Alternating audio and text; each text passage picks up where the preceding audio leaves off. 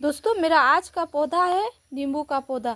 दोस्तों अगर अभी तक आपके नींबू के पौधे में फल फूल नहीं लग रहे हैं, या तो फिर दोस्तों आपका जो नींबू का पौधा है उसमें फूल आ रहे हैं और जो फूल है सूख के गिर जा रही है, फूल फल में कन्वर्ट नहीं हो रहा है, या फिर दोस्तों आपका जो नींबू का पौधा है वो ग्रोथ नहीं हो रहा है, तो आपको अभी क्या करना है दोस्तों, आप अपने नींबू सा खाद दीजिएगा अपने नींबू के पौधे में। जो आपका नींबू का पौधा है फूलों और फलों से भर जाएगा और जो फूल आएगा दोस्तों वो फल में कन्वर्ट हो जाएगा।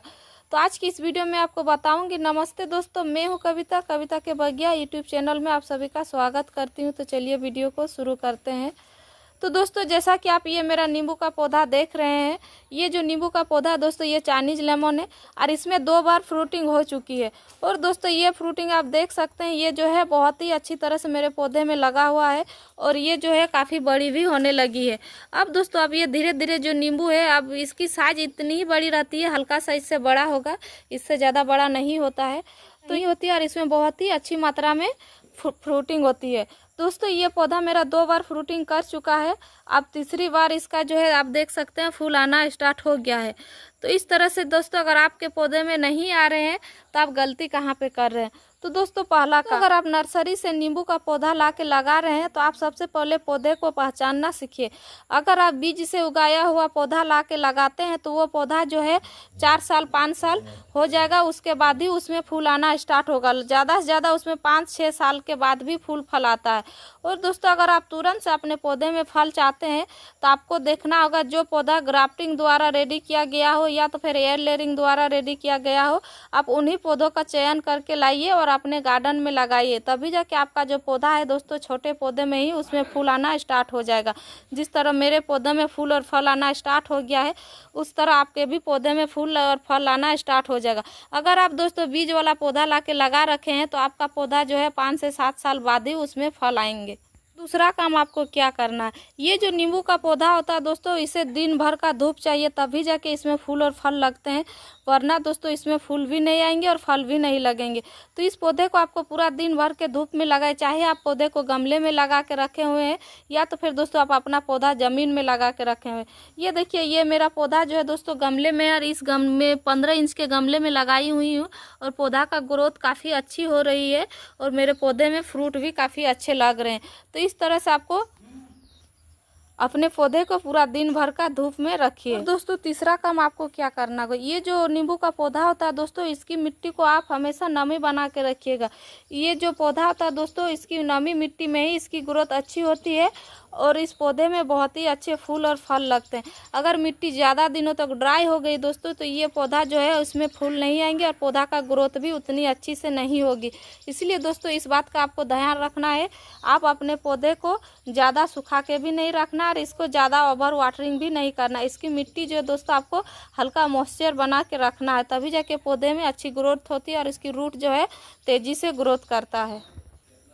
दोस्तों चौथा नंबर, अगर आपके पौधे में एकदम से ग्रोथ नहीं हो रही दोस्तों, आपका पौधा का ग्रोथ ही नहीं हो रहा, आप जिस तरह नर्सरी से ला के रखें आपका पौधा वैसे ही है, एकदम थोड़ा सा भी बढ़ नहीं रहा, तो दोस्तों समझ लीजिए आपके पौधे में जो न्यूट्रिशन की कमी हो रही है, उसमें पोषक तत्वों की कमी हो रही है।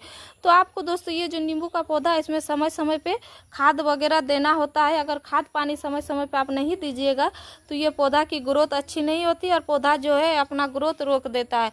तो दोस्तों आपको इस पौधे में हर एक 15 से 20 दिन में हल्का सा वर्मी कंपोस्ट या तो फिर सूखी हुई गोबर की खाद का उपयोग जरूर करें। और दोस्तों अगर आपके पास किसी तरह का कंपोस्ट नहीं है तो इस तरह का अगर उपले का आप इस्तेमाल करते हैं चूल्हा वगैरह जलाने के लिए, तो इस उपले को आप हल्का सा पानी में भिगो के छोड़ दीजिए। उसका बाद दोस्तों इसे आप अच्छी तरह से चूर लीजिए। ये देखिए दोस्तों भिगाने के बाद इस तरह से बड़ी ही आसानी से ये चूर जाता है। और इस तरह से चूरने के बाद दोस्तों आपको क्या करना है, आपकी जो गमले की मिट्टी है उस मिट्टी में आपको डाल देना है। तो मिट्टी में डालने से पहले दोस्तों आपको मिट्टी की गुड़ाई कर लेनी होगी, इस तरह से हल्की हल्की गुड़ाई कर लेना है। और दोस्तों आप अपने पौधे को 10-15 दिन में एक बार गुड़ाई करते रहिए, उससे क्या होगा पौधे की मिट्टी हल्की बने रहेगी और पौधे का जो रूट है उसकी ग्रोथ भी काफ़ी अच्छी होगी। तो इसीलिए आप हर 15-20 दिन में एक बार नींबू के पौधे की गुड़ाई अच्छी तरह से कर दीजिएगा। और पौधे में जितने भी घास फूस वगैरह होता है दोस्तों उन सभी को आपको हटा लेना है। और दोस्तों एक बात का आप ध्यान रखिएगा, जब भी नींबू के पौधे को लगाइएगा तो मिट्टी हमेशा भुरभुरी होनी चाहिए, वेल ड्रेन होनी चाहिए। चिपचिपी और टाइट मिट्टी में कभी भी आप नींबू के पौधे को नहीं लगाइएगा। उससे क्या होता है, मिट्टी जो बैठ जाती है उसमें पौधे की ग्रोथ नहीं हो पाती है। इस तरह से मिट्टी एकदम हल्की होनी चाहिए। तो ये देखिए दोस्तों, इस तरह से गुड़ाई कर लेना है आपको। और ये जो मैंने उपले को चूर के उसका कंपोस्ट बनाई हूँ, ये कंपोस्ट आपको रूट के साइड साइड में इस तरह से दे देना है। और ये जो उपला दोस्तों, उपले को आपको पुरानी लेना है, नई उपले का इस्तेमाल आपको नहीं करना। इस तरह से आपको डाल देना। और ये जो कंपोस्ट है दोस्तों, ये गोबर की खाद लीजिए या तो फिर वर्मी कंपोस्ट लीजिए। इसे आपको अगर आप 15 से 20 दिन में एक बार अपने पौधे में डालते हैं तो आपका पौधा का जो ग्रोथ काफ़ी अच्छा होता है और उसमें फूल फल आने में काफ़ी मदद मिलती है।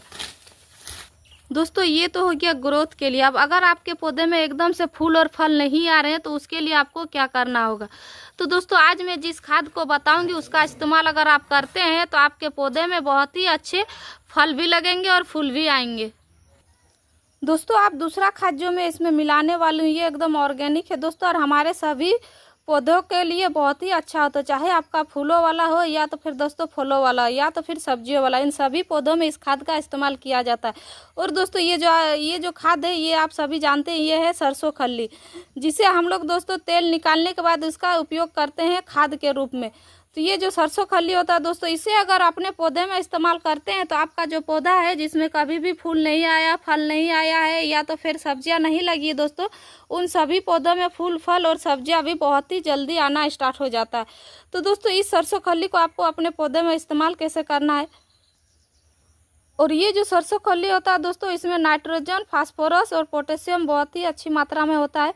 नाइट्रोजन जो होती है दोस्तों ये 5.2% होता है, और इसमें पोटाश जो होता है दोस्तों 1.2% होता है, और फास्फोरस दोस्तों इसमें 1.8% होता है, जिससे हमारे पौधे को किसी भी चीज़ की कमी नहीं होती। और हमारे जिस किसी का भी पौधा होता है दोस्तों उसमें नाइट्रोजन, फास्फोरस और पोटेशियम चाहिए ही चाहिए। तो दोस्तों इसका इस्तेमाल कैसे करना वो भी बताती हूँ मैं, चलिए। तो दोस्तों इस सरसों खल्ली का आप दो तरह से इस्तेमाल कर सकते हैं। पहला तो दोस्तों इसका आप लिक्विड फॉर्म में भी इस्तेमाल कर सकते हैं और इसका ड्राई फॉर्म में भी इस्तेमाल कर सकते हैं। तो दोस्तों आज मैं इसका ड्राई फॉर्म में बताऊंगी, लिक्विड फॉर्म में नहीं बताऊंगी।